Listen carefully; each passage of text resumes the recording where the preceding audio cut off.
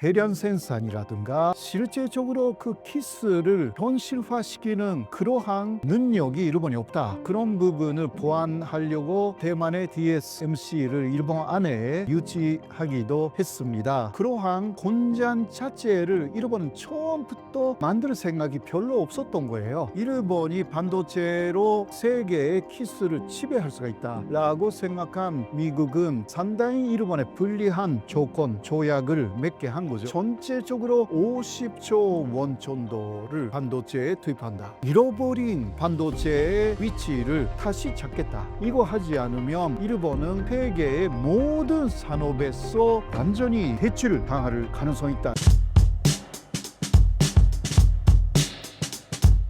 여러분 안녕하십니까? 세종대학교의 호사카 유지 교수입니다. 오늘도 또 일본에 관한 여러 가지 이야기를 나눌 수 있어서 대단히 기쁩니다. 감사합니다. 트럼프 정부는 일본산 반도체를 전략적으로 거의 폐기 처분하듯 다루고 있는데 일본 반도체는 왜 미국에게 필요가 없어진 걸까요? 미국의 입장에서 볼 때 일본의 반도체 전체가 필요 없게 되었다라기보다 일본이 갖고 있는 특히 제조 부분이죠. 반도체를 대량 생산하거나 그런 공장이라든가 시설 자체가 일본에 없다라는 부분이 가장 일본 반도체 산업의 단점이라고 할 수가 있습니다. 일본에서는 주로 첨단 기술 분야에서는 대단히 강점이 있습니다. 반도체에서도 역시 그런 부분은 좀 강점이 있는 부분이 있어요. 그런 부분은 미국은 지금도 일본에 대해서 신뢰를 갖고 있습니다. 예를 들면 포토레지스트라는 게 반도체 3소재 중에 있습니다마는 그중에 특히 EUV 포토레지스트라는 것이 있습니다. 이것은 무기를 생산할 때 특히 이 금초 음속 무기라는 게 최근에 나왔지 않습니까? 또 스텔스 전투기라든가 AI를 기반으로 한 여러 가지 무기, 여기에는 EUV 반도체 포토레지스트가 없으면 그것을 만들 수가 없습니다. 그런데 이 EUV 반도체 포토레지스트를 현재까지 일본이 거의 100% 쉐어 갖고 있습니다. 그렇기 때문에 미국도 여기에 대해서 무시할 수가 없는 거죠. 그래서 미국 쪽에서 일본에 그렇게 기대를 갖지 않는 부분은 바로 대량 생산이라든가 실제적으로 키스를 현실화시키는 그러한 제품, 그것을 만드는 능력이 일본이 없다라는 부분이고요. 그래서 일본이 그런 부분을 보완하려고 대만의 DSMC를 일본 안에 유치하기도 했습니다. 그러나 첨단 기술, 예를 들면 또 반도체를 만드는 콘작 기계는 일본이 또 세계 최고입니다. 이러한 부분이 그러니까 소부장이라고 해가지고 일본은 소재, 그래서 반도체를 만드는 소재가 있잖아요. 예, 아무것도 없는 그러한 백시 같은 소재도 일본이 세계 시야의 50%입니다. 그런 강점이 있는 부분이 있고 그러나 아닌 부분이 있기 때문에 미국도 일본, 한국 그리고 대만에 대해서 다 그러한 강점을 미국 안에 도입하려고 하고 있다라고 할 수가 있습니다. 일본이 소재 장비 강국이라는 말과 달리 실제 산업 현장은 전혀 다르다는 말도 있는데 현재 일본 반도체 산업의 상황은 어떤가요? 예, 아무래도 지금도 조금 이야기를 했습니다마는 문제는 소재는 다 있다 이거죠. 네, 그러나 그것을 구체적인 반도체로 만드는 그러한 공장 자체를 일본은 처음부터 만들 생각이 별로 없었던 거예요. 이것은 특히 1980년대에는 그래도 일본은 반도체 세계 최고 강자였습니다. 그러나 중간에 미국 쪽에서 일본의 반도체가 세계 셰어 그때 50% 이상이었습니다. 그런 것을 막았습니다. 잘못하면 일본이 반도체로 어떤 면에서는 세계의 키스를 지배할 수가 있다라고 생각한 미국은 상당히 일본에 불리한 조건, 조약을 맺게 한 거죠. 일본은 패전국이기 때문에 미국이 요구를 하면 그것을 거의 거절하지는 못합니다. 그거는 현재까지도 이어지고 있는 구조인데요. 그때 미국 안에서 사실상 만들어지는 반도체를 일본 안에서도 20% 이상 써야 된다라는 것을 결정해 나갔습니다. 이것은 예를 들면 일본 반도체가 일본 안에서 모든 것을 단시 해결한다면 굳이 미국 것을 수입할 필요가 없는 거예요. 네, 그러나 갑자기 20%는 미국 것을 써야 된다. 혹은 다른 외국 거, 다 미국과 관련이 되는 다른 외국의 반도체를 일본 안에서 써야 된다라는 것을 결정해 나갔습니다. 네, 그 다음에 또 일본 정부는 미국의 그러한 영향 하에 쭉 있기 때문에 일본 내 반도체를 만드는 그러한 여러 가지 과정에 일본 정부가 개입하기 시작합니다. 그렇게 하여서 미국이 이야기하는 대로 일본의 반도체에 대한 기준이라든가 여러 가지 규격이라든가 굉장히 엄격하게 오히려 만들어 나가 가지고 일본 산업재가 이러면 오히려 하는 것보다 안 하는 것이 오히려 낫겠다라고 해 가지고 결국은 현재까지 그런 식으로 되었어요. 일본은 고급 기술만 계속 만들어 나가자라고 바뀌어 버렸습니다. 실제적으로 반도체를 만드는 것은 다른 데 맡기자. 이런 식으로 돼 가지고 결국은 대만이나 한국도 마찬가지고요. 이런 식으로 해서 일본이 빠진 그 부분에 미국이 가장 거기에 많이 들어갔죠. 다른 나라가 그런 부분을 점하기 시작해 가지고 현재 일본의 반도체 전체에서 세계에서 갖고 있는 셰어는 6%밖에 없게 된 것입니다. 그러한 수치만 보면 미국이 일본에 대해서 별로 관심이 없다라고 할 수가 있는데 아까도 이야기했듯이 고급 기술 부분, 일본만 갖고 있는 그러한 기술이 아직도 있기 때문에 그런 부분은 미국은 다 더 취합하려고 하는 거죠. 또 하나 말씀드리면 일본만의 관점이었던 EUV 포토레지스트는 한국에서는 SK가 만들기 시작했습니다. 그런 면에서는 상당히 고급 기술 제조 부분에서도 한국이 이 부분은 일본을 거의 따라잡을 것이고요.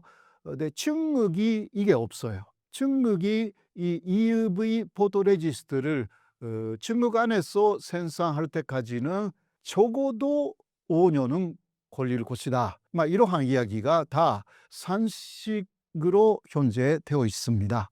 새로운 기술이나 시장 변화가 나타났을 때 일본 기업들이 보였던 대응 방식에는 어떤 공통적인 특징이 있었나요? 일본은 보텀업식 경영을 합니다. 보텀업라는 것은 아래에서 그러니까 현장에서 먼저 의사결정이 있습니다. 그것이 또 위에 올라가 가지고 중간에서 의사결정이 돼 가지고 위까지 갑니다. 이것이 굉장히 시간이 걸리는 것입니다. 그런데 위에 있는 사람이 아래 현장에 있는 사람하고 이게 마인드가 같지가 않습니다. 그래서 아래에서는 대단히 이거 중요하다라고 이야기해도 위에 있는 사람이 이해를 못할 경우도 대단히 많고 특히 AI, IT 이것을 머리가 낡은 사고방식밖에 없는 일본의 지도층 이해할 수가 없었어요.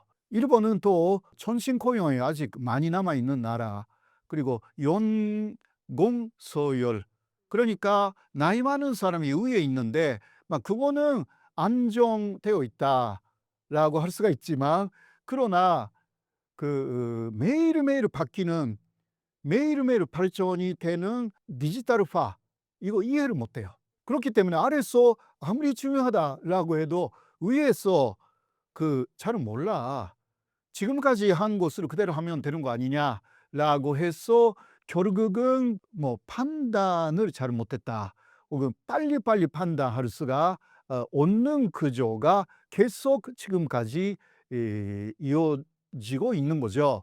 한국은 반대잖아요. 위에서 결정해가지고, 그러니까 업 다운이라고 하잖아요. 위에서 결정해서 아래까지 가니까 이거 빨라요. 아주 위에서 결정하면 바로 그 순간부터 바뀝니다. 이거는 한국이에요. 일본은 아래에서 결정하니까 그 위까지 올라가는 데 시간이 걸리고, 이게 현재에는요 그 차이가 엄청납니다. 이것을 뒤늦게 알게 된 것은 일본 정부죠. 그러니까 일본 정부가 지금은 반도체의 국가로서 자금을 투입합니다. 이런 것은 역사상 거의 없었어요. 일본 정부도 R&D라는 그러한 한국에서 말하는 기술 혁신에 국가 예산을 투입하는 거잖아요. R&D. 이러한 개념 자체가 없어요. 사실상 R&D는 각 기업에 맡긴 거였어요. 이게 일본의 시스템이에요. 그런데 반도체만큼은 안 된다라고 해가지고 최근에 와서 2조 엔 정도 용감, 20조 원이죠. 그런 식으로 투입하고 있어요. 이게 그러나 몇 년 전부터예요. 근데 거기에 플러스 해가지고 토요타라든가 대기업에서 투자를 모집해가지고 전체적으로 50조 원 정도를 반도체에 투입한다. 이렇게 하여서 지금까지 잃어버린 반도체의 선두 투자였던 그 위치를 다시 잡겠다. 시간이 아무리 걸리더라도 이거 하지 않으면 일본은 세계의 모든 산업에서 결국은 완전히 대출 당할 가능성이 있다. 이게 일본의 위기감이거든요. 이렇게 지금은 조금 바뀌었어요. 현재 이런 상황. 그래서 앞으로 몇 년 후에 어떻게 바뀌어 있는지를 좀 살펴봐야 할 것 같습니다. 일본 정부가 반도체 부활의 상징으로 TSMC를 유치했지만 궁여지책이었습니다. 왜 일본에는 다른 선택지가 없었던 걸까요? 당시는 아무래도 TSMC를 일본에 유치했을 때는 한국하고의 관계가 좀 여러 가지 문제가 많았습니다. 그래서 TSMC를 유치한 측면이 있고요. 그리고 또 하나, 혹시나 대만 유사시에 TSMC에 대해서 접근이 어려워진다라는 그러한 생각도 있었죠. 그리고 당시 일본의 산식으로는 TSMC하고 한국의 반도체 산업을 비교할 때에 그래도 수치상으로도 TSMC가 또 세계에 가장 위에 있었습니다. 여러 면에서. 그렇기 때문에 TSMC를 유치하는 것은 뭐 당연한 선택이라고 일본 안에서는 느낀 것이었습니다. 그러나 하나의 실패는요, TSMC도 그냥 유치 받았다고 해서 모든 기술을 일본에 주는 것은 절대 아니지 않습니까? 그래서 지금은 예를 들면 2나노미터라는요 아주 작은 반도체를 누가 많이 만들 수가 있는가, 이게 세계적인 경쟁이거든요. 그런 것은 TSMC는 갖고 있지만 절대 일본에 주지는 않죠. 그렇기 때문에 2027년부터 시작되는 제2의 TSMC의 공장이 또 일본 규슈 쪽에 만들어지지만, 그러나 그 공장에서도 최고, 그러니까 가장 작은 반도체는 6나노미터, 그러니까 세계 최고는 지금 2나노미터이기 때문에요. 아직은 일본은 아주 첨단 기술이 아니더라도 그래도 그 여러 곳에 그냥 쓸 수가 있는 반도체를 만들 수가 있어요. 그 정도이면 대단한 거예요. 그러나 아까도 이야기했듯이 이 군사적으로 쓰이는 곳은 제공 아니면 절대 안 됩니다. 기타 여러 가지 의료기기라고 해도요. 그 사실 그 굉장히 첨단적인 의료 기기는 매년 혹은 매일 발전하고 있기 때문에 첨단적인 것이 필요합니다. 그러니까 2나노미터 지금 이거 세계에서 최강인데 이거는 일본이 개발하자고. 그렇게 해서 일본이 반도체에 엄청난 돈을 쏟아붓기 시작한 것입니다. 물론 거기에 TSMC의 여러 관계자들이 오니까 그런 사람들하고 여러 가지 기술적인 제휴를 하면 그런 여러 가지 힌트를 얻을 수가 있지 않습니까? 그런 거 일본은 계속 해 나가려고 하고 있는 것이고요.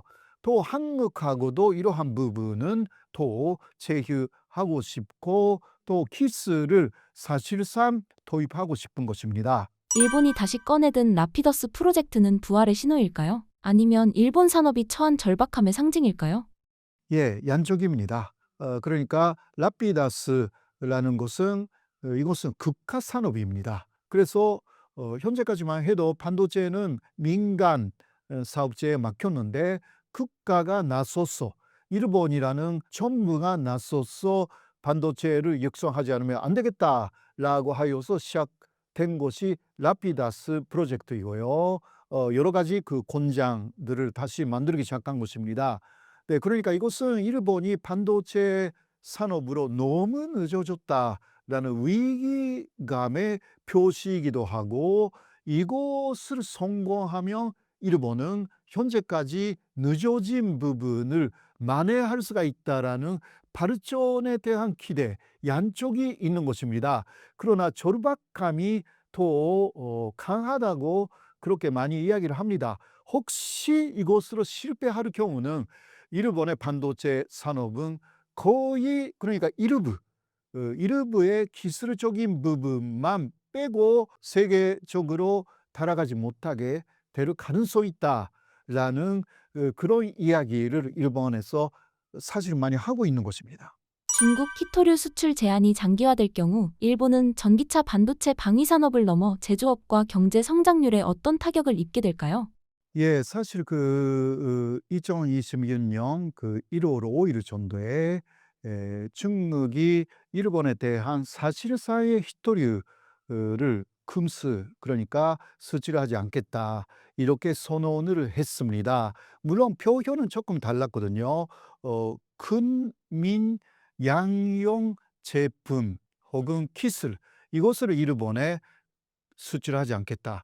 근민 이것은 군사적으로 그리고 민간에서 양쪽에서 쓰이는 제품하고 기술 이것을 일본에 주지 않겠다고 했어요.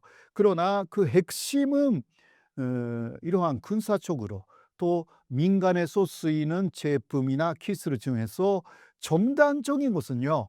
히토리가 없으면 만들 수가 없습니다. 예, 그래서 사실상의 히토류의 바로 금수, 일본에 대한 금수 조치다. 이런 식으로 이야기를 하고 있고 일본도 그것을 다 알고 있고요. 그렇게 되면 일본 쪽에서는 먼저 EV 자동차죠. 그리고 또 일본의 가장 세계에서 하이브리드 자동차는 세계 최고의 기술을 갖고 있어요. 이런 것도요.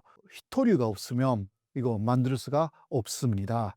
그리고 일본은 앞으로 무기 체계를 좀 더 강화시키는 목표를 갖고 있습니다. 현재까지 일본은 평화 헌법이 있어 가지고 무기를 혹시 생산한다 하더라도 해외 수출은 굉장히 억제를 했습니다. 평화 헌법이 그것을 많이 허용하고 있지 않습니다.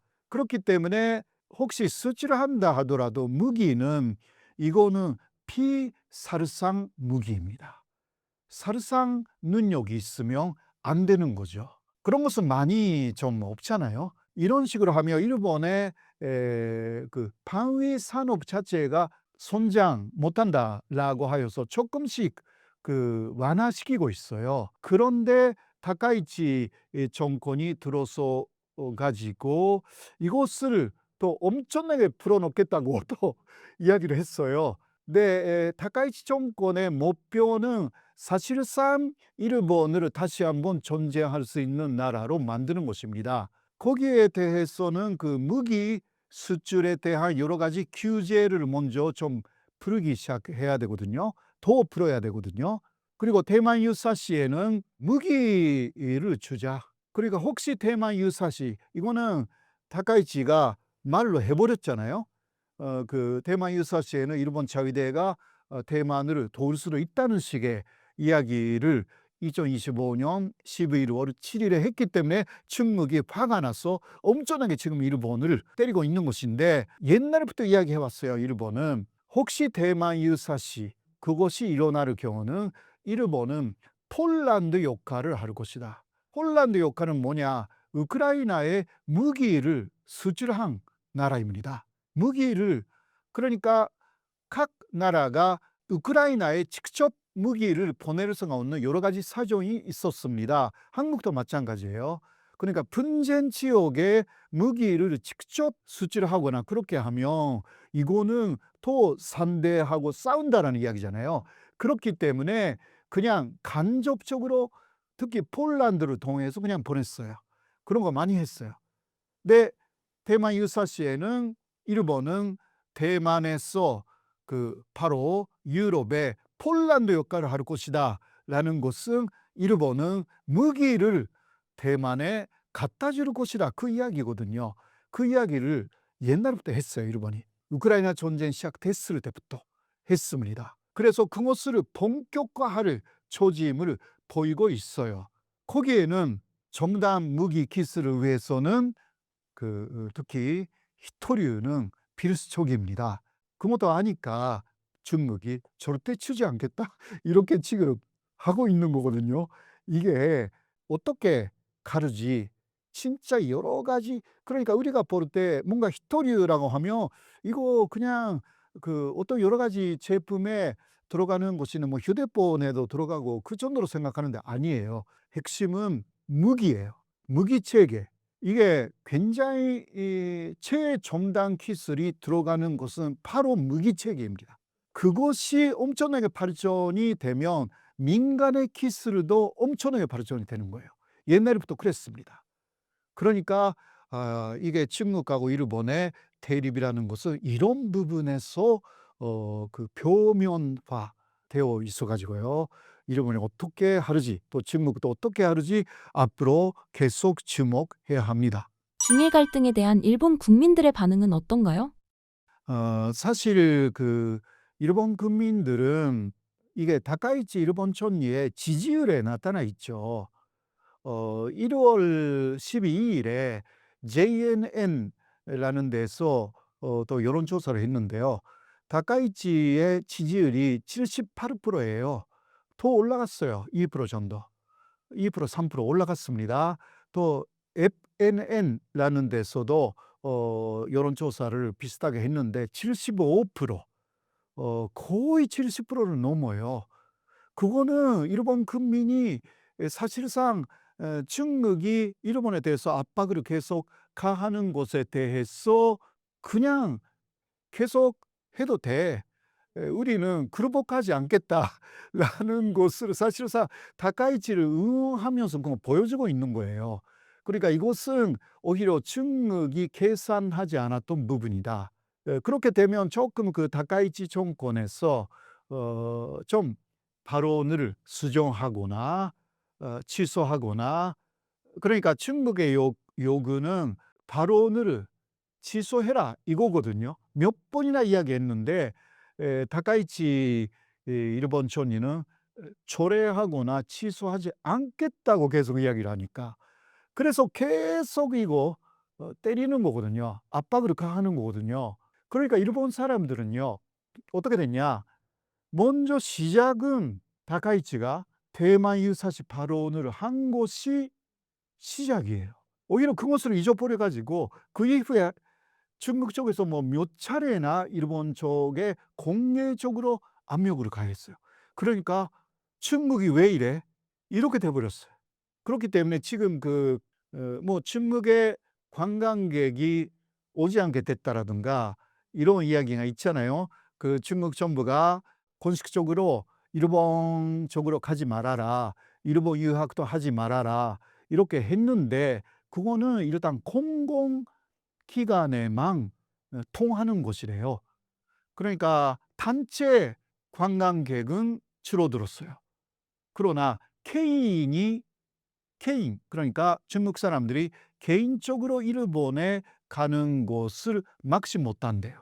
네, 그것이 그 일본 현지의 목소리인데 그거 전체적으로 보면 줄어들었다고 별로 느끼지 않는데요.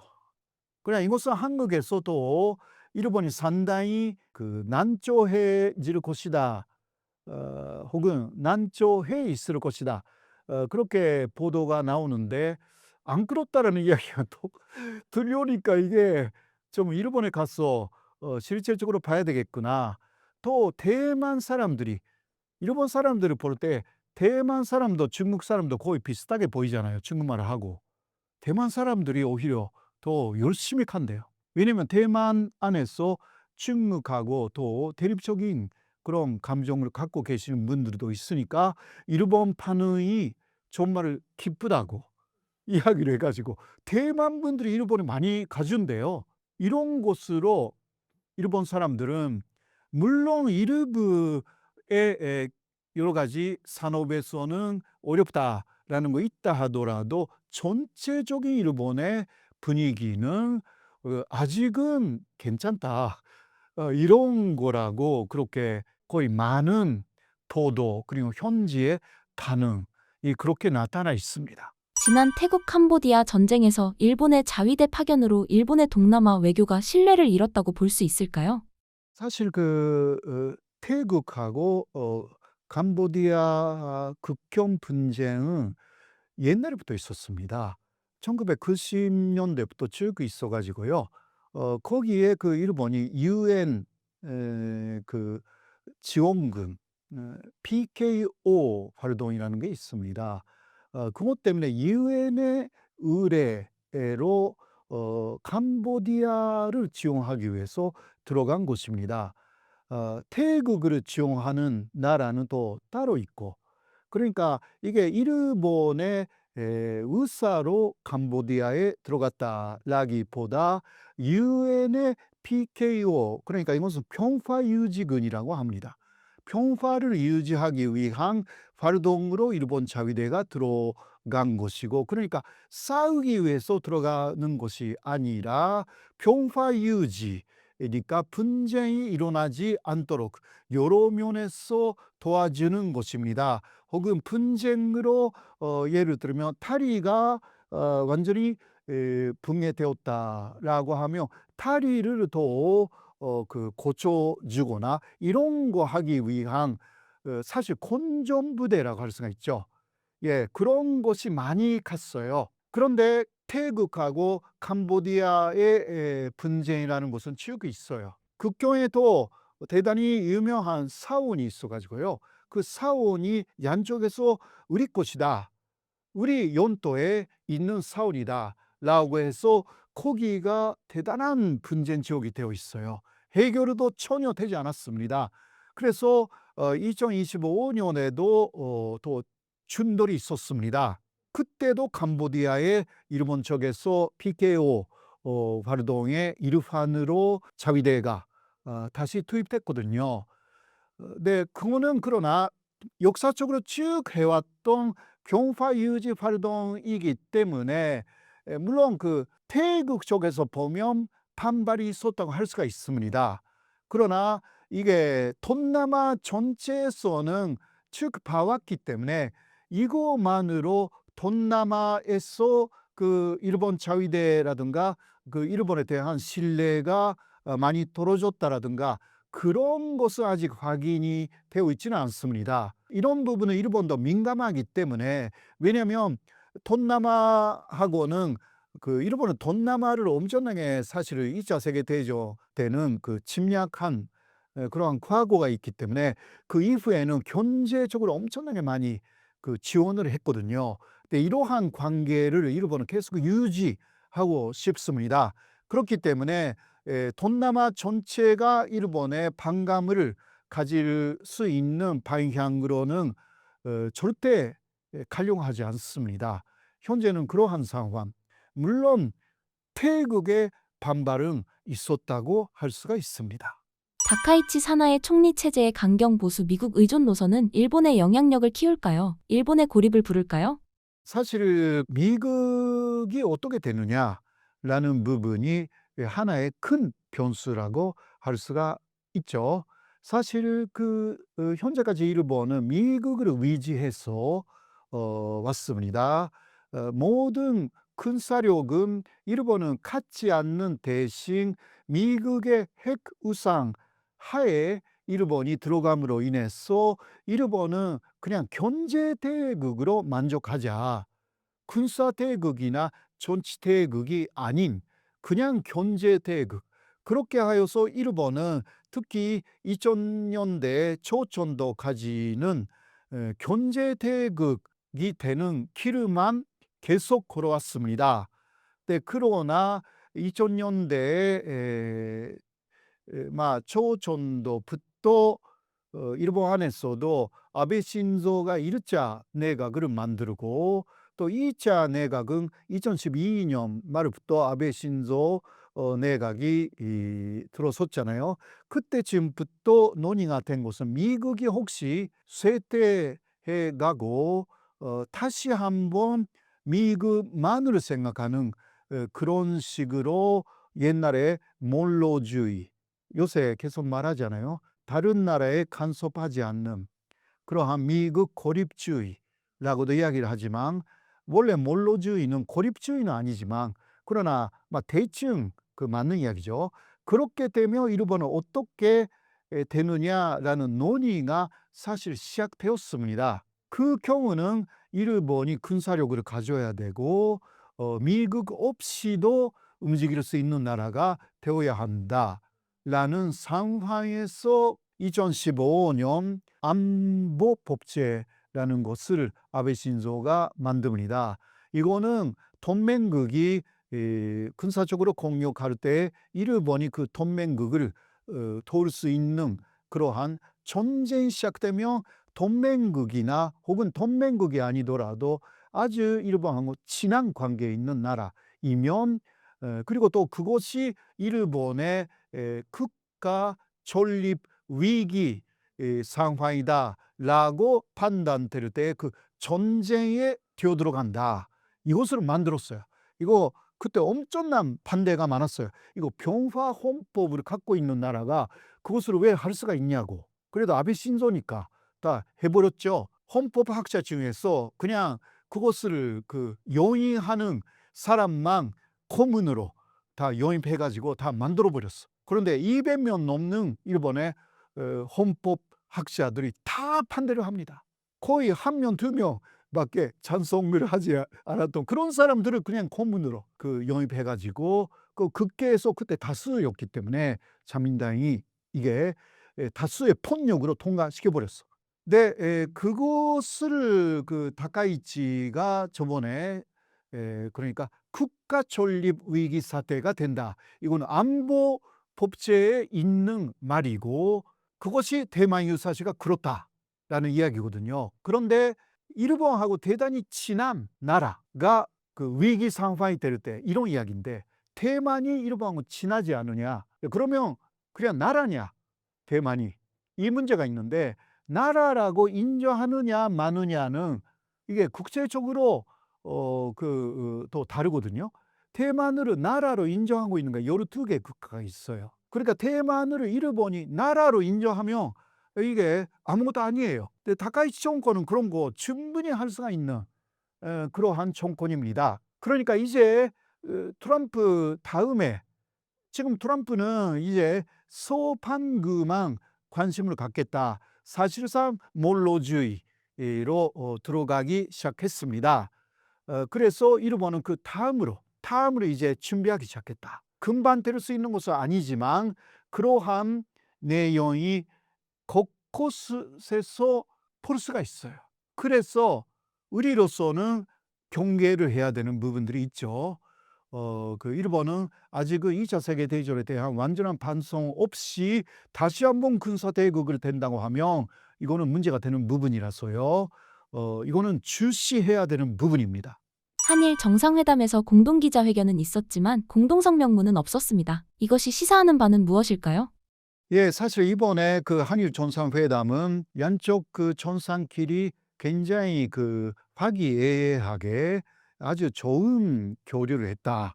이런 식으로 많이 보도가 되어 있지 않습니까? 다카이치 일본 총리는 이재명 대통령 그리고 그 호텔 앞까지 나와서 마중했고요. 이러한 부분들이 한일 관계가 상당히 좋아지겠구나라는 많은 그 희망을 양국의 국민에게 줬습니다. 네, 그러나 실제적으로 무엇을 이야기를 했는가라는 부분들이 조금 애매합니다. 그러나 그것을 알 수가 있는 힌트는 이런 내용을 다루겠다라는 일본 쪽의 발표, 그것을 보면 조금 알 수가 있어요. 일본 쪽에서 이 내용을 다루겠다라는 그 첫 번째가 경제 안보였습니다. 지금 경제 안보 문제의 핵심은 반도체하고 히토류입니다. 그리고 중국과 일본이 대립하는 가운데서 히토류를 이제 수출하지 않겠다. 중국 쪽에 결정이 나왔고요. 거기에 대한 또 하나의 무기가 일본에서의 반도체 포토레지스트입니다. 중국 쪽에서 만들 수가 없는 것을 갖고 있기 때문이죠. 이게 부딪히고 있습니다. 이것을 어떻게 하느냐? 우리 한국에서는 히토류를 일본에 수출하지 않겠다. 중국에 이것은 공개적으로 나왔기 때문에 이것만 알고 있지만 그 이전에 일본이 12월 중간쯤부터 중국 쪽에 보내는, 중국이 요구하면 일본이 수출해야 되는 반도체 포토레지스트를 사실상 수출 규제하기 시작했습니다. 이게 일본이 처음인 거죠. 그러나 공개적으로 안 하기 때문에 그렇게 성명 내거나 그런 거 안 하잖아요. 그러니까 몰라. 그런데 중국은 공개적으로 하니까 이게 중국이 너무 세계에 나가는 거 아니냐, 그런 식으로 생각하는데 일본이 먼저 한 거예요. 일본은 선제 공력의 나라예요. 2차 세계대전의 선제 공력, 진지방 공력이잖아요. 이거 잊어버렸나요? 그런데 일본은 마지막에 원폭으로 받아가지고 이것으로 완전히 피해자 코스프레이를 하는 거죠. 우리가 다 했다고. 시작은 일본이었어. 아시아 침략도 일본이 시작했어. 그런데 마지막에 피해가 막대했기 때문에 모르는 사람들은 일본이 다 했구나. 이번에도 지금 일본이 당하고 있는 코스프레 하고 있어. 네, 그런 거 지금까지 여러 개 있었거든요. 그러니까 중국이 화가 나니까 더 공개적으로 해요. 아무튼 간에 그러니까 이번에 핵심은 바로 그 부분이었고, 또 다카이치 일본 총리하고 이게 확대 회담 때 여러 사람들이 나오잖아요. 근데 그 이재명 대통령하고 여러 사람들이, 같이 간 사람들이 회의장에 나갔잖아요. 다카이치 일본 총리의 바로 옆에 왼쪽에 앉았던 사람은 일본의 히토류의 전문가입니다. 그것만 봐도 일본이 히토류 부분, 중국한테 당할 수가 있는 히토류 부분에 대해서 의제가 아주 컸다라는 것을 알 수가 있는 내용이었습니다. 이거는 일본에서는 보도가 됐습니다. 한국에서는 거기까지 보도하지 않았습니다. 이거는 대단히 좋은 뉴스죠. 어떤 면에서는. 그러니까 이제 회담의 핵심은 바로 경제 안보, 히토류, 그리고 반도체입니다. 자, 먼저 히토류 부분을 말씀드리면 일본은 준비해 왔습니다. 중국이 다시 히토류 카드를 꺼낼 것이다 라는 것은 2010년, 2012년에 생각으로도 문제라든가 있었을 때 한번 일본 쪽에 중국이 히토류를 금수했습니다. 그래서 일본은 다시 있을 거라고 생각해서 히토류에 대해서 그때부터 어떤 전략을 세우기 시작했습니다. 하나는 리사이클이죠. 리사이클이라는 것은 폐품이 된 휴대폰이나 그런 데에 히토리가 있잖아요. 그래서 다시 꺼내서 다시 쓰는 것입니다. 자동차 안에도 히토리가 많습니다. 비행기 안에도 히토리 많아요. 그런 거 폐품이 되면 거기서 다시 꺼내서 히토리를 다시 쓰는 거예요.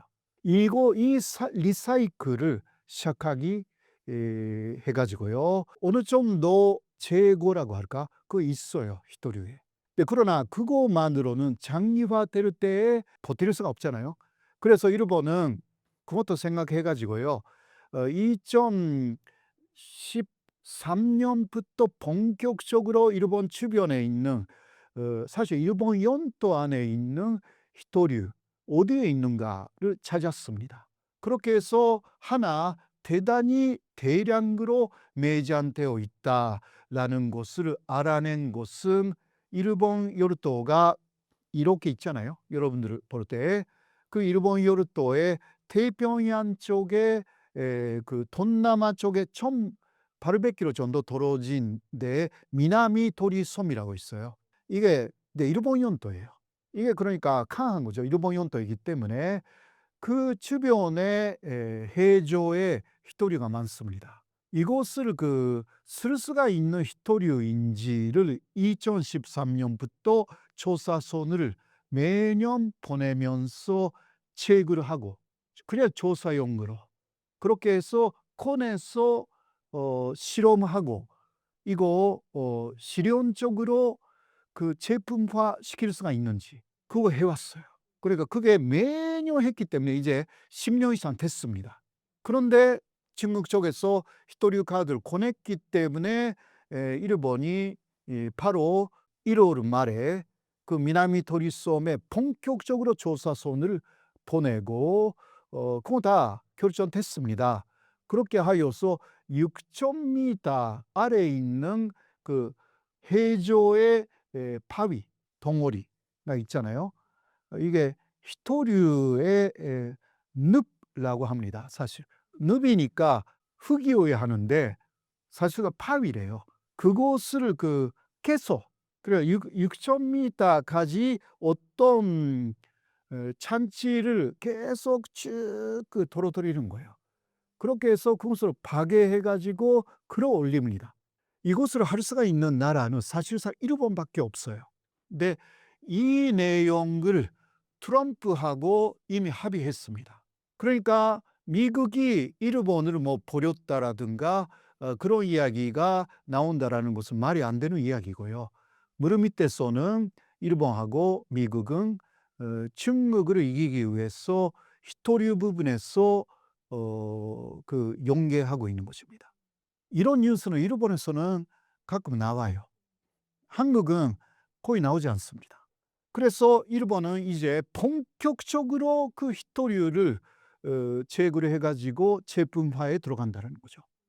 물론 거기에는 시간이 걸립니다. 1년이 되르지, 2년이 되르지, 혹은 빨리 하면 6개월이 될 수도 있고. 그러면 이제 중국하고 경쟁 충분히 할 수가 있다. 거기에 미국까지 도와준다면 뭔가 할 수 있는 거 아닌가. 베트남은 또 히토류가 많은 나라입니다. 그런데 베트남은 지금 중국하고 대립 상태입니다. 남중국해의 분쟁이 커요. 베트남하고도 연계하려고 하는 게 일본이고 또 브라질, 여기는 중국 다음에 히토류가 많이 나오는 나라예요. 그런데 브라질은 거의 모든 히토류를 미국으로 보냅니다. 이러한 구조가 바뀌지 않는 한 좀 어렵지만 그래도 일단 브라질 쪽의 히토류도 일본은 생각에 넣고 다변화죠. 수입조의 다변화를 지금 생각하고 있는 것입니다. 이런 모든 것은 미국하고 함께 하지 않으면 못합니다. 이런 부분이 어떻게 움직일지는 아직은 그러니까 트럼프도 이런 부분은 아주 공개하지 않고요. 중국은 아주 공개적으로 하기 때문에 조금 그러니까 많이 알려지지 않는 부분들이 있습니다만은 일단 이러한 움직임이 있다라는 것까지만 말씀을 드릴 수가 있어요. 물론 이게 그러한 새로운 히토류를 제품화하는 시간이 있기 때문에 이것이 굉장히 빨리 될지는 모르겠으나 지금까지 조사 결과로서는요. 그 미나미 토리섬에 있는 히토류는 반사능이 없기 때문에 굉장히 양질이라고 합니다. 그 경우는 제품화하는데도 시간이 절반 이하가 된다고 합니다. 아무튼 간에 여러 가지가 있어 가지고 우리도 그러한 팩트죠. 어떤 면에서는 아직은 뉴스에 그러한 상황이지만 그런 거 조금 주목할 필요가 있습니다. 그래서 이런 것까지 모두 한 테이블 위에 놓고 다카이치 존리하고 이재명 대통령 이쪽에서는 여러 가지 반도체의 제조 능력이 한국에 있는 것이고요. 그리고 또 아까도 얘기했지만 일본만 갖고 있는 기술을 한국도 갖게 돼요.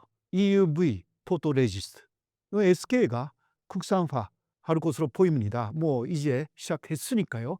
이런 부분에서 이게 논의가 있었을 것입니다. 이것도 중국이 주목하고 있을 거예요. 이거 어떻게 해야 합니까?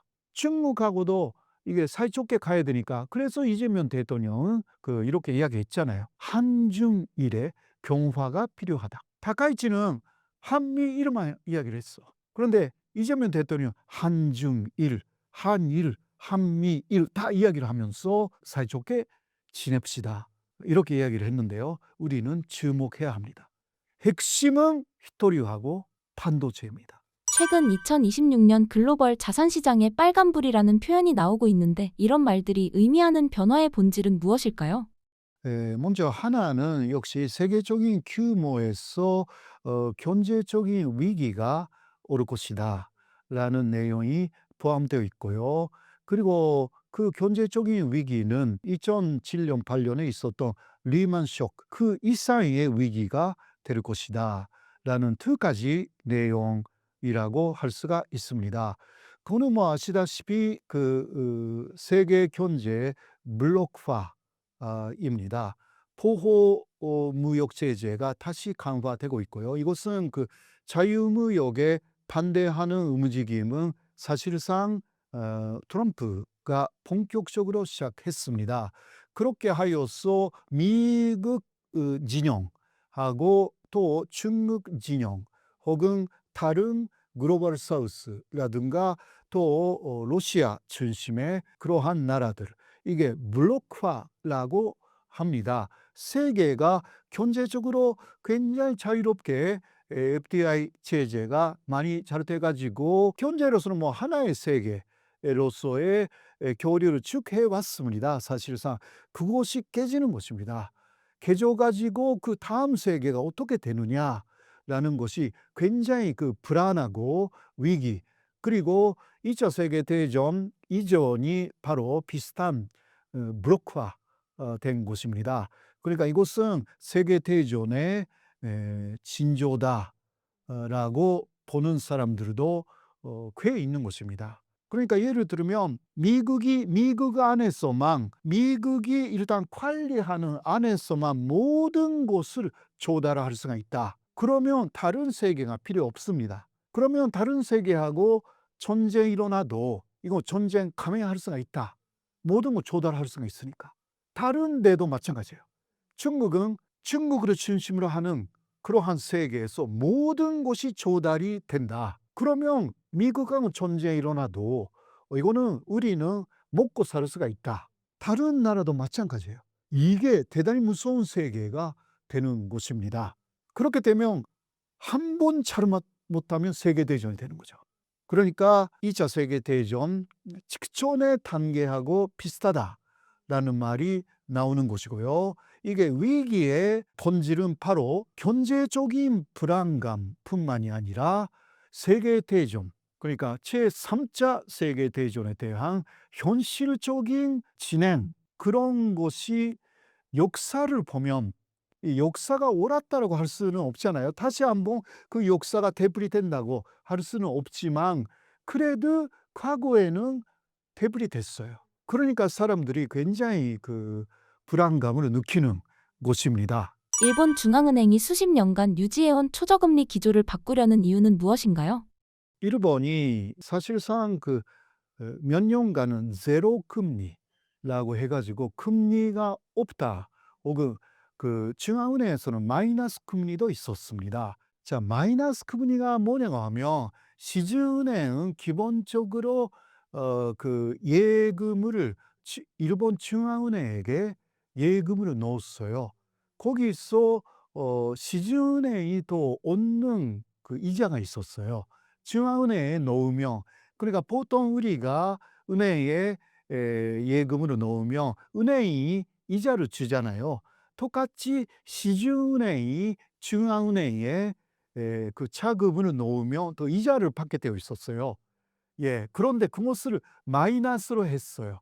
그러니까 중앙은행에 시중은행이 돈을 맡겼는데 원래는 그 이자를 받아야 되는데 아니다, 니들 맡겼으니까 맡겼다라는 곳으로 돈 내라. 그러니까 그 이유는 뭐냐, 우리에게 맡기지 말아라. 오히려 맡기지 않고 그냥 서민들에게 그만큼 오히려 대출을 해라. 그러니까 그런 면에서 일본의 경제를 활성화하려고 한 거죠. 이게 마이너스 금리였어요. 그러니까 여러 면에서 금리 자체가 낮았잖아요, 일본이. 근데 그것을 그 해소하고 중앙은행의 마이너스 금리 없어졌고요. 그리고 장기 금리가 원래 뭐 10년 그 금리였는데, 기본적으로요, 장기 금리라는 거 이게 1% 이하였어요. 그 현재는 2%까지 거의 올라갔습니다. 그러면 조그만 1% 차이라고 해도 이거는 굉장한 차이가 됩니다. 여러 면에서. 네, 가장 크게 문제가 되는 것은요, 일반 서민들에 대한 대출이죠. 사실상 그 중앙은행의 그러한 금리가 올라가면 결국은 시중은행의 금리가 올라갈 수밖에 없습니다. 그렇게 되면 그 피해라고 할까, 그 영향은 서민들에게 가는 것입니다. 일본 사람들은 아주 그 작은 금리로 특히 모기지론을 많이 만들었어요. 그러니까 아파트, 한국에서 말하는 아파트, 일본에서는 맨션 혹은 집이죠. 그것을 살 때 일본 사람들은 그냥 현금이라든가 한꺼번에 사지 않고 모기지론, 그러니까 30년, 40년 거기에 이자 붙여가지고 매달 원금하고 이자를 갚아나가는 것을 했어요. 그런데 그거 할 수가 있었던 이유는 이자가 너무 낮았기 때문입니다. 0.01%라든가. 이거 한국에서 산상으로 조월하는 얻는 거하고 똑같대요. 그러니까 원금만 그냥 고박고박 내는 거하고 똑같대요. 그러나 그것이 갑자기 올라가면 아무리 작은 금리라고 해도요, 이것은 굉장한 부담이 되는 거예요. 그렇기 때문에 일본은행이 그것을 생각해서 못 돼요. 그리고 또 개인만 문제가 아니죠. 기업들이 작은 금리로 은행한테 대출을 받아가지고 먹고 살았어요. 기업이 여러 가지 어려웠거든요. 그래도 대출 금리가 거의 없는 곳으로 일단 그냥 살아남았어요. 이 기업들을 뭐라고 하느냐, 좀비 기업이죠. 살아있는데 죽어 있어. 죽어 있는데 사실상 그 살아있다고 할 수가 없는, 이게 좀비. 그런 기업들이 일본에서 8개 중 하나. 이런 사람들은요, 더 정확하게 그 정의를 말씀드리면 좀비 기업이라는 것은요, 버는 그 이익보다 매달 갚아나가야 되는 은행의 빚이 많은 기업을 말합니다. 그래도 조금만 많으니까 버티고 왔어요. 그런데 그것이 금리를 올림으로 인해서 버틸 수 없게 되면 엄청나게 토상합니다. 그러면 이게 중소기업이 많잖아요. 사실상 중소기업이 일본 기업의 80%예요. 그러니까 8개 중 하나가 좀비 기업이라고 하면요, 이게 12% 정도가 좀비 기업이에요. 일본 회사 중에. 그것이 계속 토사한다면 이거는 사회적인 문제가 됩니다. 왜냐하면 그 먹고 살기 힘든 사람들이 나타나기 때문이죠. 그러니까 일본 중앙은행은 이런 부분을 일본 정부하고 계속 위노하면서 금리를 쉽게 올리지 못하겠다.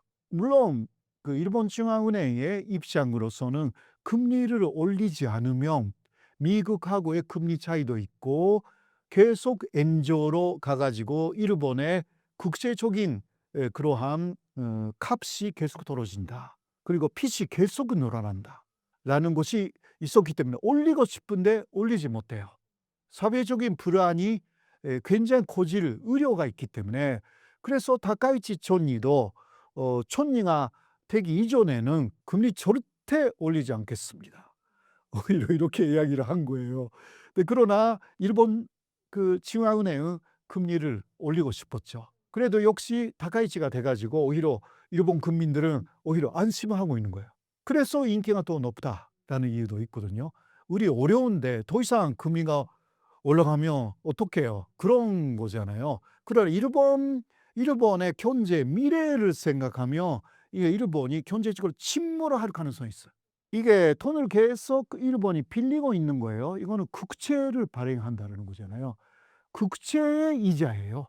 이게 그것이 높아지면 언젠가는 그 국채를 갖고 있는 사람이 국채를 받을 거 아니에요. 그때는 이자를 줘야 돼. 그때 이자가 엄청나게 많아져요. 이게 국가 예산으로 이자를 내야 되는데 그리고 그 10년째, 20년째라든가 물론 그 5년째라든가 1년째 국채도 있어요. 이러한 원금도 다 갚아줘야 돼요. 빌린 돈이니까. 이거 지금 일본이 GDP의 250%입니다. 빚이. 이거 지금요 매년 일본의 예산 중에 20%가 그러한 빚을 그냥 갚아나가고 있어요. 이게 그런데 금리가 올라가면 올라갈수록 그 일본의 예산 중에 30%, 40% 그냥 빚을 갚아나가는 그냥 돈으로 나가버리면 일본은 망하는 것입니다. 그러니까 일본은 이러지도 저러지도 지금 못해요. 다카이치에 대해서도 보통 서민들은 좋아. 진짜. 그러니까 인기도 있고 다음 그 자민당이 또 이길 수도 있어. 그러나 좀 오래 가면 이거는 일본이 경제적으로 침몰을 할 것이다. 전문가들은 그렇게 이야기하는 사람들 꽤 있어. 이시바 정권은 그러한 정권이었어요. 그러니까 금리를 조금씩 올려야 하겠다라는 사람들이었어요. 그러니까 인기는 많이 오는 것은 아니었지만 그 부분은 별로 인기가 없었어요. 그게 그러나 진짜 경제를 알고 있는 사람은 그거 하지 않으면 이 부분이 망하는 거거든요. 다카이치는 그러니까 포퓰리스트다. 그렇게 이야기를 해요. 어떻게 될지는 우리가 6개월 정도 보면 다카이치 정권이 더 6개월 이어진다면 결과를 알 수 있을 거예요. 중간적인 결과이지만. 엔화 금리 인상이 엔 캐리 트레이드 청산으로 이어질 수 있다는 얘기가 많은데 이것은 어떤 구조이고 왜 글로벌 시장의 핵심 변수인가요? 엔캐리라는 것은요. 엔이 먼저 싸고 엔조이고 금리가 낮아요. 예, 전체 그 국가의 기준 금리가 낮습니다. 네, 국가의 기준 금리하고 엔화가 연동되어 있습니다. 모든 동화는 그 동화의 국가의 기준 금리가 얼마냐 거기에 따라서 그 동화를 빌릴 때 이게 금리가 거기에 적용이 됩니다. 이런 구조예요. 그러니까 엔화가 싸기 때문에 그 또 금리가 싸기 때문에 엔화를 많이 빌리는 거죠, 사람들이. 그렇게 하여서 다른 또 동화를 사요. 그렇게 해서 그다음 뭘 하냐고 하면 또 금리가 높은 동화에 투자를 합니다. 그러면 금리가 높으니까 높은 이자를 얻을 수가 있죠. 이게 그러나 시작은 N으로 시작합니다. N으로 먼저 빌려서 그 다른 동화로 바꿔 나가면서 또 해서 이거 계속해요. 그러니까 예를 들면 일본의 금리가 지금 예를 들면 일본의 기준금리가 0.75잖아요. 이거 있을 수가 없는 정도로 낮은 거예요. 한국만 해도 3.5%이고 미국도 그 비슷하지만 4.5% 정도였나? 네, 그러니까 그 경우는 일본 엔화로 미국 달러화를 사면 그 금리가 높기 때문에 많은 이자를 받을 수가 있어요. 이거 엔캐리 트레이드예요. 더 높은 기준금리를 갖고 있는 나라가 있어요. 그런 나라는 예를 들면 약간 위험한 국가예요. 예를 들면 좀 불량 국가, 경제적으로. 뭐 베네수엘라 같은 나라는 예를 들면 기준금리 50%라든가 뭐 70%라든가 있어요. 그런데 단기적으로는 그런 나라에 투자를 하면요, 이자율이 70%예요. 0.75로 70%, 그럼 100배에 달하는 이익이 생깁니다. 이것을 하는 사람들이 많아요. 이거는 그러니까 헤지 펀드라든가 이런 사람들 프로잖아요. 이런 것을 해요. 이런 것을 해서 돈놀이 하는 거예요. 통화놀이 하는 거예요. 요새는 뭐 AI가 금리가 높은 그런 통화를 골라가지고 개인도 그러한 AI에 맡기면 다 AI가 계속 돈을 투자해 준대. 그런 거짓말을 하면서 사람들을 유인해서 우리가 그런 기계 갖고 있다라든가 그런 좀 사기가 굉장히 많대요. 그래도 그거 AI가 하니까 해주겠지라고 해서 실패하는 사람들 많대요. 한국에도 그런 게 있고 일본도 그런 게 있어요. 사실상. 그러니까 그런 것은 추천할 수는 없지만, 그러나 와타나베 부인이라고 혹시 아세요? 와타나베니까 일본인이잖아요. 와타나베 부인이니까 여자로 알려지고 있지만, 그러나 거의 남자들이에요. 실제는 이 사람들은 이러한 금리 차이를 노리고 엔화를 갖고 있기 때문에, 기본적으로 일본 사람들은 그것을 그렇게 기준 차이가 아주 큰 통화에 투자하는 사람들, 이게 와타나베 부인이에요.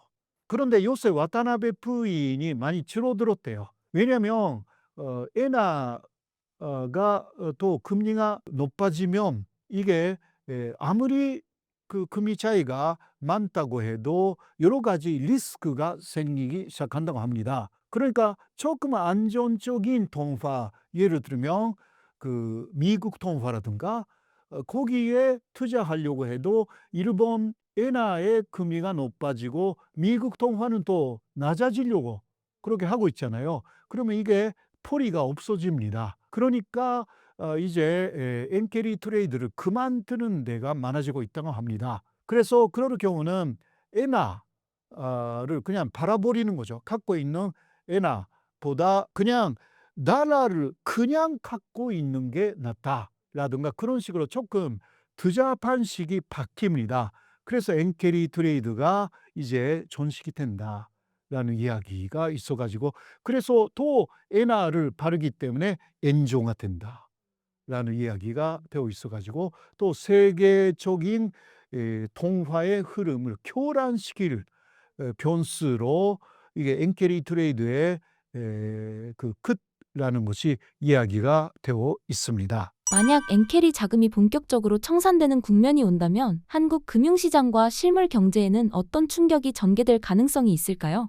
아무래도 엔조가 되겠죠. 지금은 엔을 그냥 바라버리겠다라는 세력들이 나타나는 것이기 때문에 엔이 이제 필요 없다, 다른 통화 캐리 트레이드가 되는 거예요. 그러니까 엔화를 그렇게 많이 바르기 시작하면 엔조가 되니까, 이제 엔조가 되면 직접적으로는 엔이 싸니까 일본이 무역적으로는 일시적으로는 좀 유리하게 돼요. 일본 제품이 계속 싸게 되니까. 그렇죠. 그런데 일본의 자동차하고 한국의 자동차라든가 그러한 자동차 산업을 중심으로 하는 중공업 분야에서는 거의 비슷해요. 한국하고 일본의 구조가. 그런데 현재까지는 아무래도 한국의 제품이 성능이 좋고 저렴하다라는 것으로 많이 팔렸거든요. 근데 그것이 깨지는 거죠. 일본 제품은 성능이 좋고 아무래도 성능이 좋아요. 한국도 이제 성능이 아주 좋아요. 거의 똑같대요. 그런데 일본 제품이 저렴하게 되는 거예요. 그러면 세계 시장에서 먼저 일본 것이 팔리게 됩니다. 먼저 직접적인 영향 거기에 있어요. 엔조가 일본 안에서는 대단히 문제가 되지만, 그러나 일시적으로 한국하고 비교할 때 그 부분이 좀 걱정스러운 부분인 거예요. 이것은 조금 지켜봐야 하는 부분이고요. 그러니까 일본에서는 그런 것도 생각하면서 일본 중앙은행이 너무 일본의 금리를 올리지 않으면 오히려 계속 엔조니까 좋다라는 의견도 있잖아요. 네, 이게 어떻게 하면 되는지 일본 중앙은행은 올려야 되는데 올리지 못하고 이거는 이렇게도 저렇게도 못하는 이대로 가면 좀 망할 것 같기도 하고 더 그렇게 올려버리면 한국이 더 강하게 무역을 할 수가 있고 대단히 어려운 상황. 그러니까 행동을 안 해. 일본 중앙은행. 예, 그런 상황이에요. 일본어, 중국어, 한국어를 실제로 써본 입장에서 컴퓨터나 스마트폰으로 글자를 입력할 때 체감되는 차이가 있었나요? 예, 차이는 크죠. 사실 중국어하고 일본어는 아무래도 마지막 그 한자로 바꿔야 되기 때문에 그 시간이 좀 걸리고 그리고 한자가 일단 나오기는 하잖아요. 근데 그 골라야 돼. 몇 개 나오니까. 그렇잖아요. 근데 그거 한자를 알고 있어야 그거 할 수 있는 부분이라고 해서요. 여러 면에서 그렇게 쉽게 문장이 완성되지 않습니다. 옛날에 한국어는 그랬다 하더라도 지금은 한자 안 쓰기 때문에요. 굉장히 빨리빨리 이거 할 수가 있는 그 속도라는 부분에서 이거는 대단히 우수한 언어라는 인식이 세계적으로 확산이 되어 있습니다. 한류의 그 세계적인 또 확산이 있기도 하고요. 또 세존대왕께서 이거는 만든 글자이기 때문에 대단히 과학적으로 만들어져 있어요. 그러니까 이게 배우기도 사실 쉽고 그리고 입력하기도 일단 알게 되면 그렇게 어려운 게 아닙니다. 그러니까 빨리빨리 할 수가 있고 그래서 일본 기자들은 다른 언어를 배울 필요 없이 질문하면서 그대로 입력해서 이게 할 수가 있어요. 네, 그러나 일본 기자들은 그거 못 돼요. 왜냐면 쓰고 있는 상황에서 인터뷰가 계속 진행되니까 쓰지 못해. 그러니까 일본에서는 뭘 하냐? 속기라는 게 있어요. 속기법. 이거는 제3의 언어예요. 그런 기자를 위해서 만들어진 언어 체계가 있어요. 기자만 알고 있어요. 그러니까 예를 들면 나라고 할 때 한국에서는 이렇게 나 하는데 일본에서는 이렇게 쓰잖아요. 그럼 일본에서 이렇게 쓰는 게 얼마나 시간이 걸려. 그러니까 나라는 것을 속기로 하면 예를 들면 이걸로 하자라든가 이것으로 하자라든가 이렇게 기호로 만든 언어가 있어요. 그것으로 배우는 것입니다. 이거 배우는 것도 얼마나 힘들어요. 그렇죠. 근데 보통 사람들은 모르고요. 요새는 그러니까 아예 녹음하자 이렇게 되어 있는데 녹음한 것도 다시 듣는 것도 시간이 걸리잖아요. 그러니까 여러 면에서 일본어 중국어도 마찬가지일 거예요. 굉장히 그 문장으로 만들 때까지는 시간이 걸릴 가능성이 충분히 있고요. 그리고 세계적으로 한국어가 그런 부분에서 합리적이고 효율성이 높다라는 평가는 이미 나 있습니다. 그리고 케이팝 그리고 한류 드라마를 통해서 굉장히 한국어가 세계적으로 지금 확산이 되었어요. 그리고 또 우리가 대단히 중요하게 생각해야 되는 부분은요. 이거는 오순이에요. 언어의 순서. 언어의 순서는 영어는 주어, 그다음에 동사가 나오잖아요. SVO잖아요. 그런데 이것이 주류라고 생각하잖아요. 그렇죠? 세계 주류라고 생각하죠. 그런데 우리는 일본어하고 우리는요. SOV예요. 그러니까 주어, 동사, 그다음에 목적어가 오는 거예요. 예, 이게 기본이에요. 그렇죠? 그러니까 마지막에 동사를 말합니다. 자, 그러면 SOV하고 SVO가 어느 쪽에 많다고 생각하십니까? 이게 상식적으로는 영어나 중국어 바로 그 SVO가 많다고 생각하는 거예요. 보통 사람들이. 영어가 세계 주류라고 생각하니까. 그런데 아니에요. 바로 우리하고 같은 SOV, 주어 그리고 목적어, 동사 이게 세계에서 47% 정도예요. 그런데 그다음 영어 같은 그 순서가 75%예요.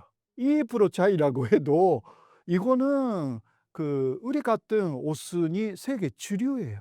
나머지가 조금 있잖아요. 이것은 더 복잡해. 말하기 어려워. 먼저 돈사가 나오는 나라도 있고요. 여러 가지 있어요. 근데 그거는 좀 제외하고, 그래도 예를 들면 독일어 우리하고 똑같아요. 오순이. 기타 터키, 트르키예어도 우리하고 똑같고. 예. 그러니까 세계의 주류 혹은 주류에 가까운 언어들이 우리하고 같은 오순을 갖고 있는 나라들 되게 많기 때문에 이런 나라에서는요, 한국 배우는 거 어렵지 않습니다. 일본 사람들도 그러니까 일단 한글을 발음은 어렵지만 한글을 문장으로 배우는 것은 이게 오순이 카크나라고 해서 좀 비슷한 거거든요. 비슷하고 좀 쉽다고 느끼는 거거든요. 그러니까 한국어가 세계화 될 수 있는 구조라는 것은 미리 있다라는 거. 이거 알고 있어야 돼요. 그렇게 해서 자신감을 가질 수가 있는 부분이에요. 한국에서. 이거 대단한 거예요. 그리고 일본어도 그런 가능성이 있지만 어렵잖아. 일본어. 히라가나, 가타카나, 한자. 어떻게 급여를 또 하면서 또 어떻게 또 변화하면서 그러니까 또 일본어는요. 과학적으로 만든 게 아니기 때문에 자연 발생적으로 했잖아요.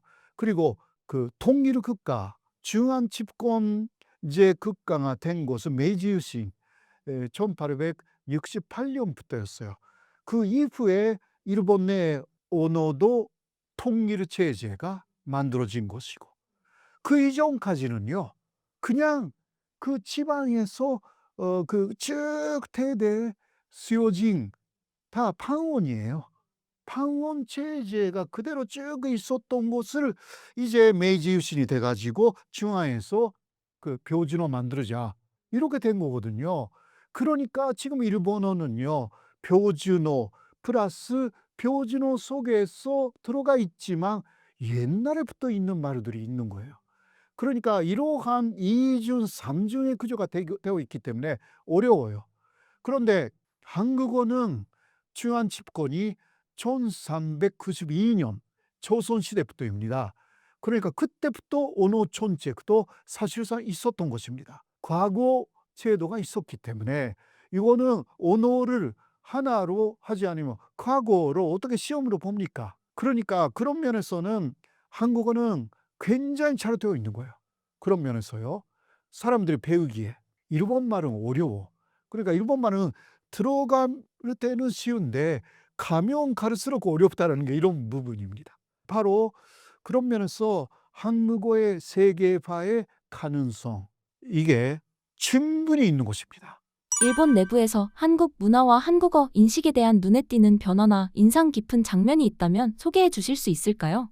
특히 일본의 젊은 세대들은요, 한국말을 써요. 이거는 굉장히 큰 변화라고 할 수가 있죠. 여러 곳에서 들리는 말은 진짜 라는 말이라든가 이게 많이 들려요. 그러니까 일본에 가면 그러한 한국말이 있으면 제가 그냥 보거든요. 한국 사람이냐? 네, 아니야. 일본 사람이에요. 그런 장면에 많이 부딪힙니다. 기타 일본에서 지금 다 사람들이 알고 있는 말로서는 네 혹은 아니요. 이거는 비슷하니 아주 단순하니까 쉬우니까. 그리고 그 정도는 그냥 한류 드라마를 보고 금방 배울 수가 있잖아요. 그래서 그런 거 많이 써요. 그리고 또 하나는 일본말하고 한국말을 섞어서 쓰는 경우가 많아지고 있다. 그것을요, 한본어라고 말합니다. 한국어하고 일본어 가 섞였기 때문에 한본어예요. 이게 처음 무슨 말인지 생각했는데 한국어하고 일본어를 이게 붙였다. 한본어라고. 이게 일본에서 이야기를 하는 거거든요. 근데 이게 되게 재밌어. 이제 예를 들면 이런 말을 많이 쓴대요. 일본 젊은이들이. 소레밖에 이게 뭐냐? 소레가 일본 말이고요. 밖에 이게 한국말이에요. 그러니까 그거밖에 없어. 밖에 소레는 그거야. 그거밖에 그 줄임말인데 그거밖에 없는 거예요. 라는 거 말할 때 일본 사람들 소레밖에 라고 한다고 하니까 이게 뭐 보통 게 아니에요. 그리고 또 "조금 기다려 주세요." 라는 것을 일본어하고 한국말을 섞어 가지고 "ちょっと 기다려 쿠다사이." 이렇게 기다려라는 말을 써요 또. "아주 좋아합니다." 라는 거 일본말하고 한국말로 하면 "다이스키입니다." 다이스키가 아주 좋아한다. 입니다. 그거 붙여 가지고 "다이스키입니다." 이거 합니다가 아니라 그냥 입니다 붙여도 다이스키가 그 명사 표현이기 때문에 다이스키 데스라고 그래요, 일본말로. 예. 그 데스가 입니다이거든요. 그러니까 이런 게 지금 많아지고 있어요, 일본에서. 이거는 좋은 거거든요. 사실상 그렇지 않습니까? 젊은 세대들은 한국이 선진국이에요. BTS하고 케데혼 그 두 곡을 이번에 그 타카이치 존니하고 이재명 대통령이 그 드럼 함께 했는데 타카이치 존니가 일본 곡을 쓰지 않았어요. 그때 BTS의 다이너마이트하고요.